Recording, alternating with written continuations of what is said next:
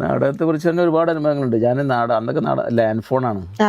അന്നൊക്കെ നാടകം കളിക്കുന്ന സമയത്ത് ആകെയുള്ള തെളിവ് എന്താണെന്നറിയാം, ഞാനൊരു ബുക്ക് കൊണ്ടുപോകും, വലിയ ബുക്ക്. എന്നിട്ട് നാടകം കഴിഞ്ഞതിന് ശേഷം ഞാൻ ആ ബുക്കിൽ ഓരോ അഭിപ്രായങ്ങൾ എഴുതാൻ പറയും. അങ്ങനെ അഭിപ്രായങ്ങൾ എഴുതി കഴിഞ്ഞാൽ അപ്പോൾ അവിടുന്ന് വായിക്കാൻ പറ്റില്ലല്ലോ. അങ്ങനെ വീട്ടിൽ കൊണ്ടുവച്ചിട്ട് ഈ അഭിപ്രായങ്ങൾ ഇങ്ങനെ വായിക്കും, റിപ്പീറ്റ് ചെയ്ത് വായിക്കും ഞാൻ. അപ്പോൾ ഞാൻ വൈക്കം മുഹമ്മദ് ബഷീർ അവിടെ നാടകം കളിച്ചിട്ടുണ്ടായിരുന്നു. അന്ന് ഫാബിത്താത്ത ഇരുന്നുണ്ടായിരുന്നു. ഫാബിത്താത്ത അതിൽ എഴുതിയ അഭിപ്രായങ്ങൾ ഞാൻ അധിക കാലങ്ങളെടുത്ത് നോക്കും. എഴുതിയതാണ്, ഞങ്ങളെ വീട്ടിൻ്റെ ബാക്കിൽ ഒരു ചോയി എന്ന് പറഞ്ഞ ഒരാളുണ്ട്, അവർ നിങ്ങൾ പറയുന്ന അതേപോലെ തന്നെ സംസാരിക്കുക. അത് വെളിച്ചെണ്ണ എന്നുള്ള കഥാപാത്രം എൻ്റെ അച്ഛൻ്റെ കഥാപാത്രമാണ്. വീട്ടിൽ വന്നു കഴിഞ്ഞാൽ ഇങ്ങനെ സംസാരിച്ചും കൊണ്ടിരിക്കും.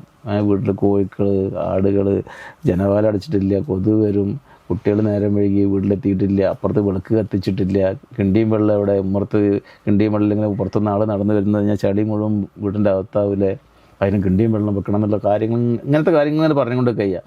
അപ്പോൾ ഫാബിത്താത്തേക്ക് തോന്നുന്നത് തൊട്ടപ്പുറത്തിൽ ചോയി എന്ന് പറഞ്ഞാൽ ഇതെങ്ങനെ ദിവസം പറയണ്ടാവേ, അതേമാതിരി തന്നെ ഞാനങ്ങനെ പറയുന്നത്. അതൊക്കെ ഭയങ്കര ഒരു അപ്രീസിയേഷൻ ആയിരുന്നു.